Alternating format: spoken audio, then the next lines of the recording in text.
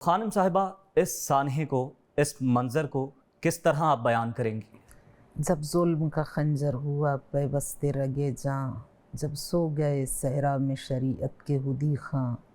نیزوں پہ سجائے گئے جب صبر کے قرآن، افلاک سے نازل ہوئی جب شام غریباں، آواز دل شیر جلی بن گئی زینب، اظہار شجاعت میں علی بن گئی زینب، عباس کے پرچم کو بڑی دھج سے سنبھالا، عباس کے پرچم کو بڑی دھج سے سنبھالا، لہجے کو امامت کے خم و پیچ میں ڈھالا، جلتے ہوئے خیموں سے یتیموں کو نکالا، یوں خون شہیداں سے رخ عزم اجالا، آئی یہ صدا آج سے تو محور دین ہے، زینب تو شریعت کے لیے فتح مبین ہے۔ جب گلستان زہرا کے مہر و ماہ خاک کربلا کی زینت بن چکے تھے، جب صحیفہ کربلا پر علی و بطول کے جگر پارے خاک و خون میں لوٹتے ہوئے، ایڑیاں رگڑتے ہوئے دم توڑ چکے تھے، شام عاشورہ کا وہ قیامت خیز منظر، وہ قیامت خیز لمحات جن کے سامنے تاریخ انسانی گونگ، کائنات دم بخود مہر بلب اور سراپا غرق حیرت تھی۔ یزیدی فوج کا سپاہ سالار لاشا فرزند نبی کو پامال کرنے کے لیے گھوڑوں کی پامالی کا حکم دے چکا تھا، دوسری جانب خیام حسینی پر حملہ آور ہونے کے لیے دہشت گردوں کے جتھے تیار کھڑے تھے۔ اب اس صورتحال میں سوال یہ پیدا ہوتا ہے کہ کون تاریخ کے ان گونگ لمحات کو زبان دے سکے گا، اس سکوت کو کون توڑے گا، کون آگے بڑھ کر اس سکوت کو توڑے گا اور ظلم و جور و جبر و استبداد کی ان سنگلاخ چٹانوں سے کون ٹکرائے گا۔ کٹ گیا سجدے میں جب سبط پیمبر کا گلا، اف و اسلام کی تاریخ کا نازک لمحہ، جیسے مٹ جائے گا اب یہ چمن دین خدا، جیسے چھا جائیں گے اب دہر پہ ارباب جفا، جیسے مے خانوں کو مل جائے گا عنوان حرم، جیسے بجھ جائے گی اب شمع شبستان حرم، لشکر ظلم کے گھیروں کے سوا کچھ بھی نہ تھا، اہل بیداد کے ڈیروں کے سوا کچھ بھی نہ تھا، دور تک صرف اندھیروں کے سوا کچھ بھی نہ تھا، رہے ہستی میں لٹیروں کے سوا کچھ بھی نہ تھا،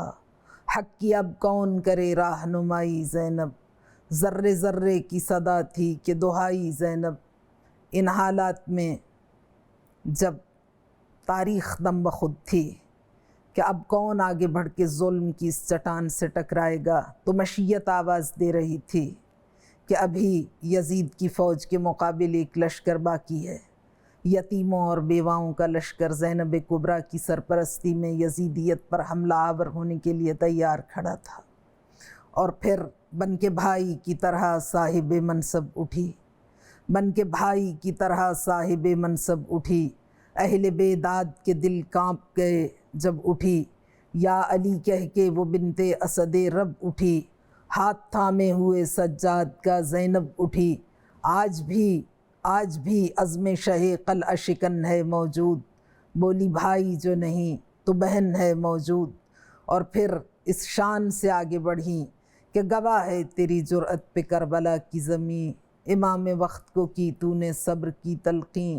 لٹا کے اپنی کمائی بچا کے دولت دین، بھجا کے شمع تمنا جلا کے شمع یقین، سکون و صبر کی ایک کائنات لے کے چلی، اجل کی گود سے نکلی حیات لے کے چلی، جگر پہ اکبر و قاسم کے داغ اٹھائے ہوئے، ضعیف جسم پہ دروں کے زخم کھائے ہوئے، گرانی رسن و طوق آزمائے ہوئے، جو درد دل تھا اسی کو دوا بنائے ہوئے، سوئے دمشق چلی حق کی روشنی لے کر، جو مر چکے تھے خود ان کی بھی زندگی لے کر، قدم قدم پہ مقاصد کی عظمتوں کا خیال، نفس نفس میں بھتیجے کی زندگی کا سوال، ردا چھنی تو بڑھا اور عصمتوں کا جلال، کھلے جو بال تو نکھرا حسینیت کا جمال، نقیب فتح شہ مشرقین بن کے اٹھی، نقیب فتح شہ مشرقین بن کے اٹھی، نہ تھے حسین تو زینب حسین بن کے اٹھی۔ شام غریباں کے واقعات اتنے اعصاب شکن ہیں کہ شہزادی जनाब फ़ातिमा कुबरा ने शाम गरीबा और शाम आशूरा के जो वाक़यात बयान किए हैं,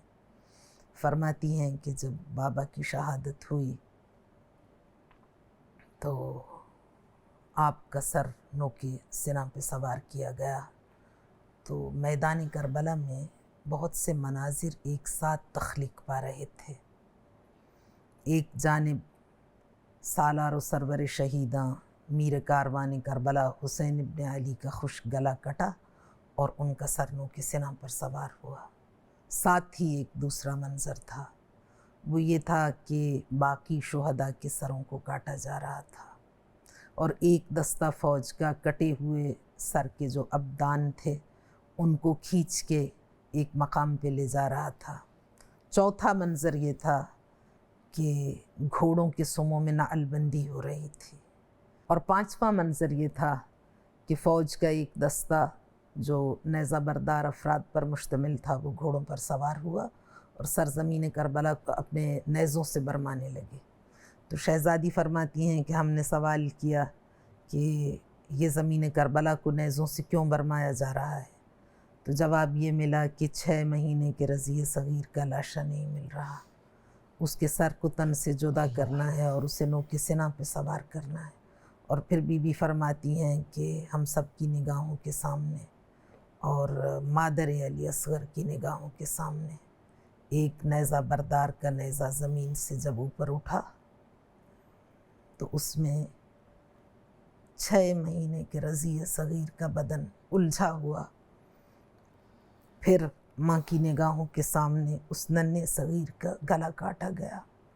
और उसका सर नोके नेज़ा पे सवार किया गया। एक और मंज़र कि करबला की सरज़मीन पर घोड़ों के सुमों में नाअलबंदी हो रही थी। तो हमने पूछा अम्मा फ़िज़ा ये क्या हो रहा है, तो कहा कि बेगुनाहों के लाशों को पामाल किया जाने वाला है। और फिर उसके बाद बीबी फरमाती हैं कि बहुत से घोड़े जिनकी नाअलबंदी हो चुकी थी वो लाशों की जानिब दौड़ पड़े, लेकिन फिर एक मर्तबा मैदान में एक शोर उठा, फरियाद बुलंद हुई और दौड़ते हुए घोड़े रुक गए, जबकि अभी वो लाशों तक नहीं पहुँचे। तो जब रुके तो पूछा अम्मा फ़िज़ा ये घोड़े रुक क्यों गए, कहा बीबी होर का कबीला आ गया, कहा हम अपना लाशा पामाल नहीं होने देंगे। लोग ये सवाल करते हैं कि वो कौन लोग थे जिन्होंने कहा कि होर का लाशा पामाल नहीं होगा, तो इसका जवाब ये है कि वो वही अफराद थे जिन्होंने हुर को कत्ल किया था। लेकिन अरब में कत्ल कर देना कोई इतनी बड़ी बात नहीं मुखालिफत पर, लेकिन किसी के लाशे की बेहुरमती करना, उसके आज़ा को मुसला करना, उसके लाशे को पामाल करना, ये गैरत अरब के ख़िलाफ़ है। वो अरब मुसलमान हों या नॉन मुस्लिम, ये उनकी गैरत का सवाल है। तो इसलिए उन्होंने कहा कि हमें हुर से इख्तिलाफ़ था, हमने उसे कत्ल कर दिया, लेकिन ये हमारे कबीले की इज़्ज़त का सवाल है, इसलिए हम इसका लाशा पामाल नहीं होने देंगे। तो दौड़ते हुए घोड़े रुक गए। उसके बाद फिर घोड़े दौड़े और फिर लाशों तक नहीं पहुँचे और फिर रुक गए। कहा अम्मा फ़िज़ा अब क्या हुआ, कहा बीबी हबीब का कबीला आ गया, कहा हम हबीब का लाशा भी पामाल नहीं होने देंगे। फिर थोड़ी देर के बाद घोड़े रुके, फिर मैदान में एक फरियाद बुलंद हुई, असलहे में झनकार पैदा हुई, शोर गुल हुआ और एक मर्तबा फिर दौड़ते हुए घोड़े रुक गए। कहा अब क्या हुआ, कहा नाफे का कबीला आ गया। उसके बाद फिर ये मंज़र मुसलसल दोहराया जाता रहा और हत्ता कि सब असहाब के लाशे सरज़मीन करबला से हट गए और फिर सिर्फ नवासा रसूल का लाशा रह गया। और उसके बाद घोड़े दौड़े और फिर बीबी फरमाती हैं कि घोड़े अभी लाशों तक नहीं पहुँचे, लेकिन एक मर्तबा फिर रोक दिए गए। फिर पूछा कि अम्मा फ़िज़ा अब क्या हुआ, कहा बीबी अब एक ऐसी चीज़ है जो आप बर्दाश्त नहीं कर पाएंगी। कहा अम्मा फ़िज़ा हमें बताओ। कहा बीबी उम्मुल बनीन का कबीला आया और कहा कि हम अब्बास का लाशा भी पामाल नहीं होने देंगे, और अब्बास के भाइयों के लाशे भी मैदान करबला से हटा लिए गए। उसके बाद रफ्ता रफ्ता एक मरहला आया कि अकेले हुसैन का लाशा सरज़मीन करबला पर रह गया اور پھر گھوڑے دوڑے اور پھر گھوڑے دوڑتے رہے اور اتنے گھوڑے دوڑے کہ شام ڈھل گئی۔ زینب پکارتی رہیں لیکن کوئی مدد کے لیے نہیں آیا۔ عبید اللہ ابن زیاد کے دربار میں کربلا کے قاتلوں نے آ کے یہ اعتراف کیا، کہا ایھا الامیر نحن رززنا الصدر بعد الظہر، ہمیں امام حسین کے قاتلوں سے زیادہ بڑا انعام دے۔ کہا کہ قاتل سے زیادہ بڑا انعام؟ کہا ہاں۔ کہا کیوں؟ کہا ہم نے سرزمین کربلا پر ایک ایسا کام کیا ہے جو حسین کا قاتل بھی نہ کر سکا۔ وہ کیا کام ہے؟ کہا کہ نحن رززنا الصدر بعد الظہر، پہلے ہم نے حسین کی پشت پہ گھوڑے دوڑائے اور پھر سینے پہ اتنے گھوڑے دوڑائے کہ حسین کا گوشت خاک کے ساتھ یکساں ہو گیا۔ اور جب خاک کے ساتھ یکساں ہوا تو اس کے بعد جو سیدہ زینب کی شجاعت، بہادری، صبر و استقامت اور بی بی کی اس وقت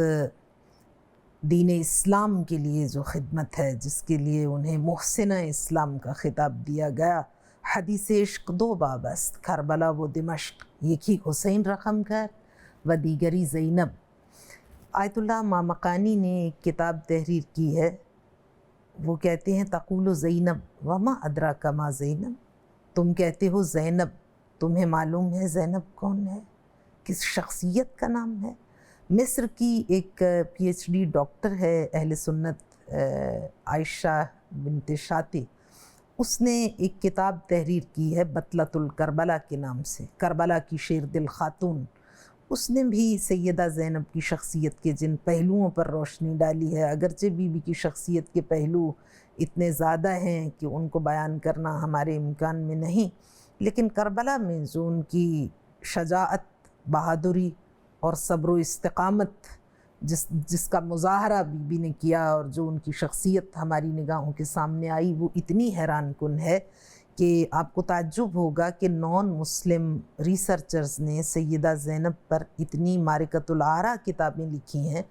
کہ جرمنی کا ایک نان مسلم جرمن ڈاکٹر ہے، آتھر ہے، جس نے سیدہ زینب پر کتاب لکھی ہے اور اس کی ٹرانسلیشن میں نے پرشین میں پڑھی۔ اس نے بی بی کی شخصیت کو جس طرح سے بیان کیا، اس نے کہا کہ اس زمانے میں ڈگریاں ہوتی ہیں ڈیزاسٹر مینجمنٹ کے لیے اور اس طرح کے حالات پر قابو پانے کے لیے افراد کو ٹرین کیا جاتا ہے۔ تعجب کا مقام ہے کہ جو بی بی کبھی گھر کی دہلیز سے باہر نہیں نکلی، واقعہ کربلا جس نے اذہان انسانی کو تہو بالا کر دیا، جس کا تذکرہ 1400 سال کے بعد سننے پر انسان لرز اٹھتا ہے اور زبانیں گنگ ہو جاتی ہیں، حواس باختہ ہو جاتا ہے، کس طرح اس بی بی نے شام غریباں کی اس قیامت میں لاشوں کو سنبھالا، جلی ہوئی قناتوں کو نصب کیا، یتیموں اور بیواؤں کو جمع کیا، ٹوٹی ہوئی ذوالفقار اٹھائی، الحافظ الحفیظ کی آوازیں بلند کیں اور صحیفہ کربلا پر اپنے جگر پاروں کے بے گور و کفن لاشوں پر بی بی نے ایک حسرت بھری نگاہ ڈالی، لیکن وہ نگاہ حسرت بھری ہونے کے ساتھ ساتھ تاخدآمیز بھی تھی۔ اور پھر جب سب لاشوں کو جمع کر لیا، بچوں کو اکٹھا کر لیا، تو اس کے بعد جب رات کی تاریکی پھیل گئی تو سیدہ زینب آگے بڑھیں لاشائے حسین کی تلاش میں۔ آیت اللہ مامقانی نے تحریر کیا ہے اور بہت سے حتیٰ کہ نان مسلم رائٹرز نے، جیسا کہ میں نے آپ سے بیان کیا، جی اس بات کی جانب توجہ دلائی ہے کہ سیدہ زینب کی شجاعت کس سطح کی تھی، کس طرح کی، یہ کیا کردار ہے یہ، کہ وہ کہتے ہیں کہ بی بی نے جب رات کی تاریکی پھیل گئی، تاریکی پھیلنے کا انتظار اس لیے کیا کہ آپ کے سر پہ چادر نہیں، چادریں چھین لی گئی ہیں، خیموں کو جلا دیا گیا ہے، تو بی بی آئیں لاشائے حسین کی تلاش میں، اس لیے کہ دشمن یہ چاہتا تھا کہ حسین ابن علی کے آثار کو مٹا دے۔ اور یہ واقعات عاشورہ میں ہم یہ بہت سے مناظر ہماری نگاہوں سے گزرتے ہیں کہ جب آپ کی شہادت ہوئی اس وقت آپ پر پتھر گرائے گئے اور پتھراؤ کیا گیا لاشیں پر، اس کے بعد جب آپ کا لاشا پامال کیا گیا تو اس کے بعد پھر بہت زیادہ پتھر گرائے گئے، اور اس کا مقصد یہ تھا کہ دشمن یہ نہیں چاہتا تھا کہ حسین ابن علی کے کوئی آثار باقی بچ جائیں، کسی کو معلوم نہ ہو کہ آپ کا بدن مبارک کہاں پر ہے۔